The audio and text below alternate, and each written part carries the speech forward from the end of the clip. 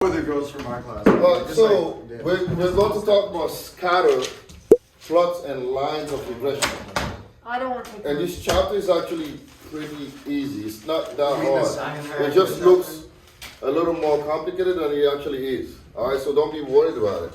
So basically, the first thing we need to understand is what is it bivariate data? What is it and what does it mean and why do we have that? So by definition, it means that when you have like data with two variables, right? Such as year and then number of visitors. For example, if you have a website that have like year one, I have like 2 visitors, year 2, I have like 150, and then by year 5, like 3,000. This is called bivariate data because you put that on the scatter plot, right? You're trying to figure out, so when you create it, it's gonna show you some kind of a pattern with dots. Yeah, right? Let me argue with you. So does that make sense? So we use this kind of stuff in people that do, let's say, insurance companies. They always use like scatter plots because you want to study a population, and once you study that population, what is it? Are you coming in or out? What is it? You can't be here. What is it? Oh, you can't be. I don't have room for you. Sorry. Okay. You guys gotta go. Thank you. Bye. I don't have room for anybody else. I'm full capacity. What's the word before data? It's the no. Next to the Underline. Yeah. Underline. Not really. That That one other to the one. side. The data, like I said, is a data such that you have like a year number of visitors, and when you put down a set of on the coordinate plane is a line like this, right? We have positive. In this case, we have mostly positive, right? This is called bivariate because you get in a scatter plot. So therefore, it's formed by using bivariate data. All right. Now, why do we have this? We have this to make predictions. You know what a prediction is, right? Like a If guess. you like a guess, it's a guess, but it's an educated guess. It's not just a guess that's done in a vacuum. I don't want to just make like prediction based on whatever I feel like. No, I said before, numbers don't what? Numbers don't lie. Right? I don't have room. Sorry. Yeah. Right? Numbers don't lie. Numbers don't lie. So because numbers don't lie, you want to create a set of data, and when you create it, you're going to create some kind of a line. This is called the line of best fit. And this line of best fit is going to help you to make predictions on something. Right? And I will explain a little more. So when you find a line that closely approximates the data, right? If you see here, what do you notice about this data here? What do you see? Yes, sir. It kind of crowds around the line. It crosses around the line, right? The pattern is specific. It crosses around this line. You can see that, right? It's a specific pattern. It's not just all over the places, right? And it's going down. Does that make sense? This is going down. What about here? Going up. It's going up, and it crosses around what? The line, just like he's mentioned. What about here?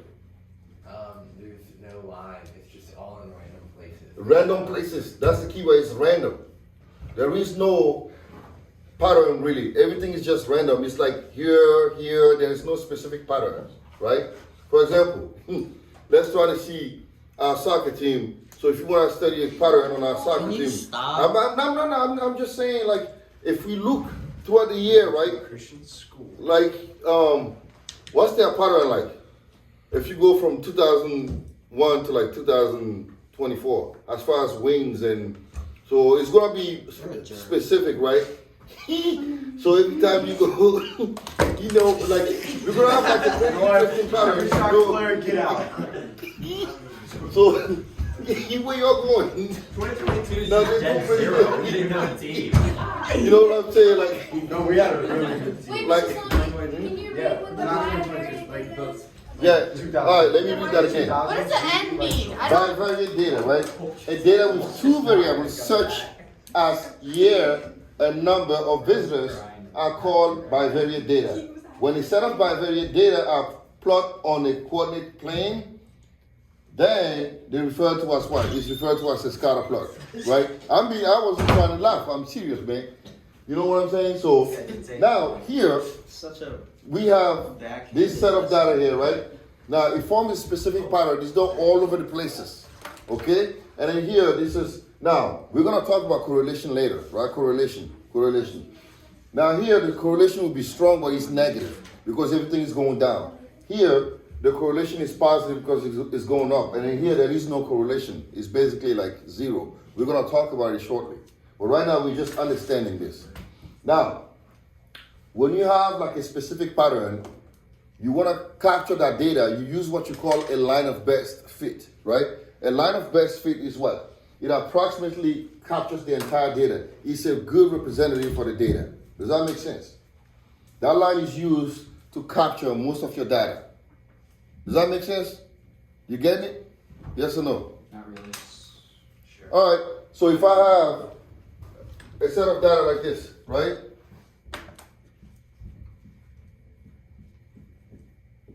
This is what I have, right? What kind of patterns do you see here? It forms what kind of pattern? A line, right? Now, if you have that line, you want to draw a line here to kind of capture most of your data.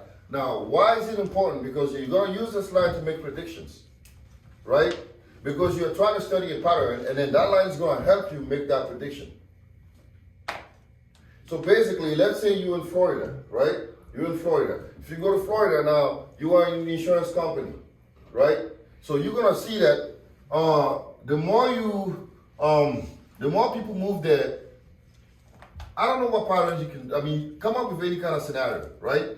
You want to see if you're an insurance company, would you want to charge a lot for your insurance because you're in Florida? Yes, because there's a lot of what? Hurricanes and stuff. You see what I'm trying to say? So therefore, that line is going to help you say, wait, I've seen that in Florida, every year there has been an increase in hurricanes, right? So therefore, I know that based on this data, in 2027, we're going to have maybe like this many hurricanes. So because of that, I need to start charging more for my insurance because this line is giving me some kind of an accuracy of what's happening. Does that make sense? So the line of best fit is used for that, right? Because you want to have a set of data and then you see what pattern is being formulated and then you use that to make a prediction. Because this is what people do in stocks, right? They make prediction. They say, okay, you've seen some trends here. What's the trend? The data is giving you some kind of a trend. So that line is going to help you to give you an actual equation so that you can use that equation to solve the problem, right? Now, I'll give you an example and that will make all the sense in the world. So basically, here's what we have here, right? So the table shows the US household with internet access, right? So in 1997, what's the percentage? 18. In 2000? 41.5. And then in 2001? 50.4. And then 2003? 54.7. And then 2007? 61.7, right? So now here's what we're gonna do. We're gonna build a scatter plot with the information, right? So the first question says what? Make a scatter plot and a line of best fit and describe the correlation. Let X be the number of years since 1995. Now there's something called correlation. Correlation is R, right? The letter that we use for correlation is R, and this is very important. R, right? Now, if R is 1, the closer R is to 1, the stronger the correlation. Does that make sense? The closer R is to 1, the stronger the correlation and it's positive. For example, here, you see, you're going to say that R is right here, maybe let's say 0.99999. Because that's a strong correlation. It's a strong correlation means the data is connected. Does that make sense? The data is connected and because it's 1 is close to 1, it's a positive correlation. Does that make sense? Now here, what kind of correlation do we have? Negative. And it's close to what? Negative 1. So maybe the correlation here is like negative 0.999 because there's a strong connection between the data. Does that make sense? Here, what's the correlation like? 100. No. Infinite. The correlation is always between negative 1 and 1. It can be more than that. Your correlation R is always between 1 and negative 1. It can never be above 1. It can never be less than, more than negative 1, less than negative 1. Okay, your correlation is always here. The stronger it is to -1, you have a negative or strong correlation, and it's closer to 1 is a positive correlation. But when it is close to 0, there is no correlation. Correlation, right? So here we have a 0 correlation because there is no connection between the dots. They are all over the places, so therefore there's no relationship. So R is probably close to 0. That means you don't really have a strong correlation. Does that make sense? Right? So this is how you use it. They do that all the time in like statistics. Yes? Is the correlation a guess too? Like you just guessed for that? Are we gonna? I guess that, yeah. Because when the data is really like, let me give you some scenarios and you guys tell me what kind of correlation do you think this is. So what kind of correlation do you think? Is it going to be positive or negative? Number one. Positive. What do you think the coefficient is going to be? Close to 1 or like round like 0.6, 0.8? Maybe like 0.5. 0.5, maybe 0.6, right? All right, what about here?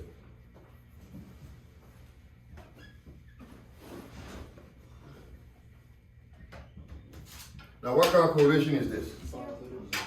Positive. What do you think the coefficient is going to be? 1. Like 1, close to 1, 0.9, right? Because it's really strong. You see, the closer the data is together, the stronger the correlation, right? What about here? What kind of correlation? No. None. So it will be 0. There's nothing really going on here. There is no connection, right? What about here?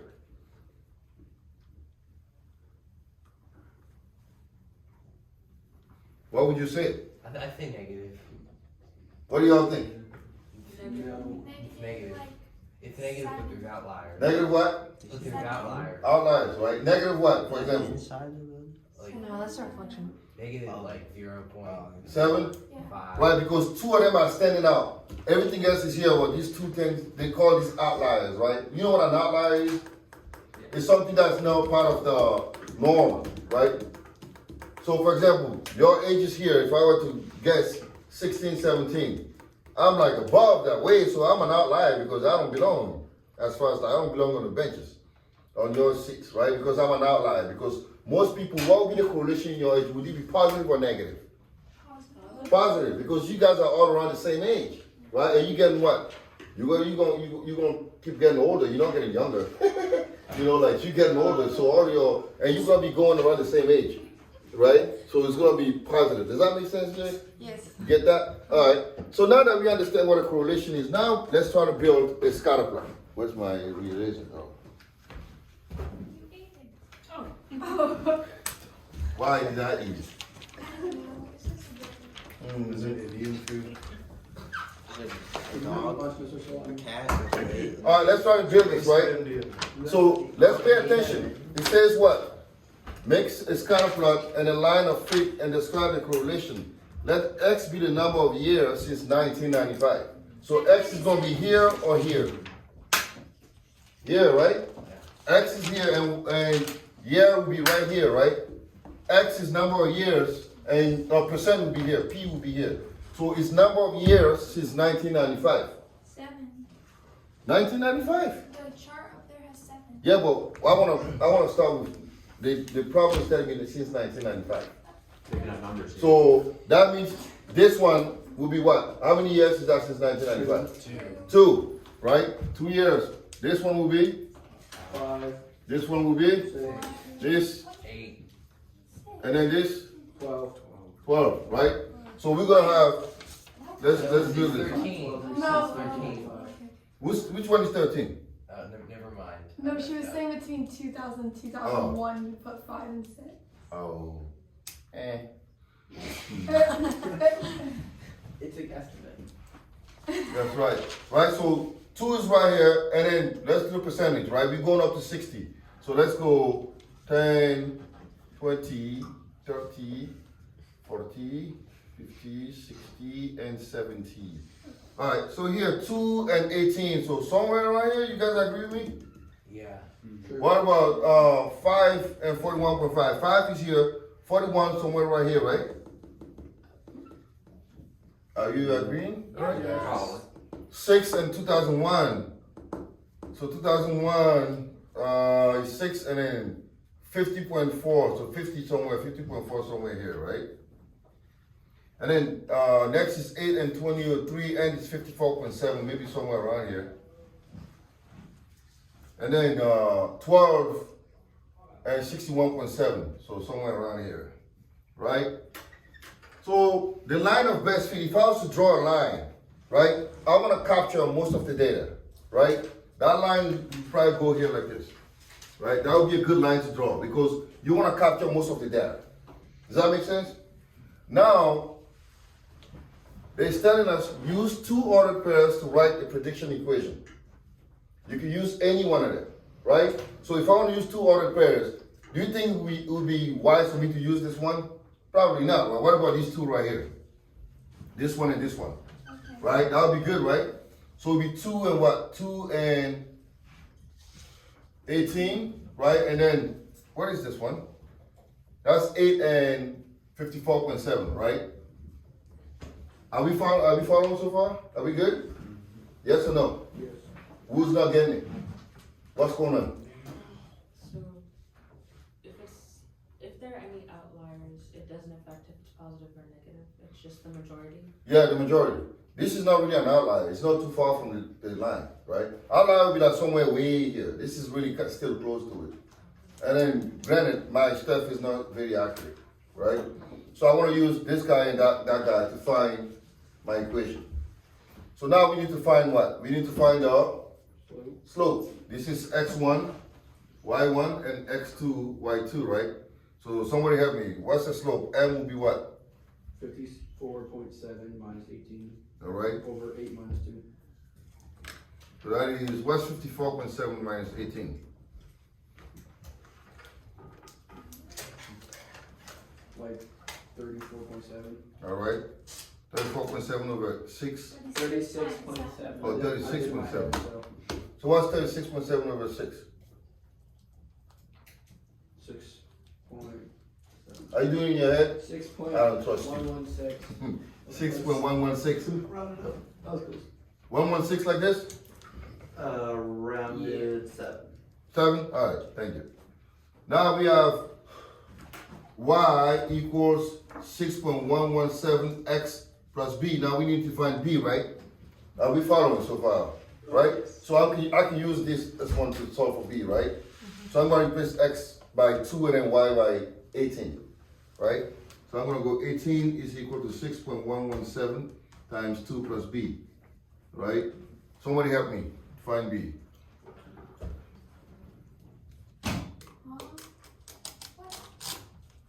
This is, sorry, 6.117 times 2 plus b. We're solving for b.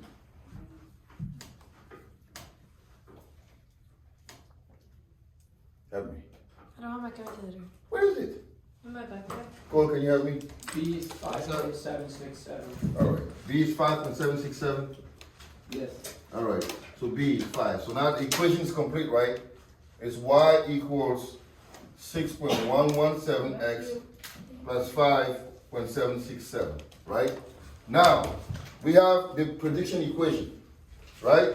So now, let's say you want to guess how many people are going to have internet in their house in 2028. What would you do? First you subtract 2028 by part. Right? You subtract 1995. Right, we have to subtract 1995 from 2028 first, right? Why? Because we need to know to find what? The number of years since what? Since 1995. Is everybody on the same page? Right? So we want to make a prediction. So why are we making this prediction? Because maybe I'm a businessman, I want to see if there's room for me to make money still in 2028. Right, because it's competitive, right? So in 2028, I want to find out how many people are going to have internet. So I'm going to do 2028 minus 1995 to find the number of years first, right? What's 2028 minus 1995? So that's 33 years, right? And then I'm going to plug it in where? I'm going to plug it in here. So we're going to do 6.117 times 33 plus 55.767. So do that and see. What you get?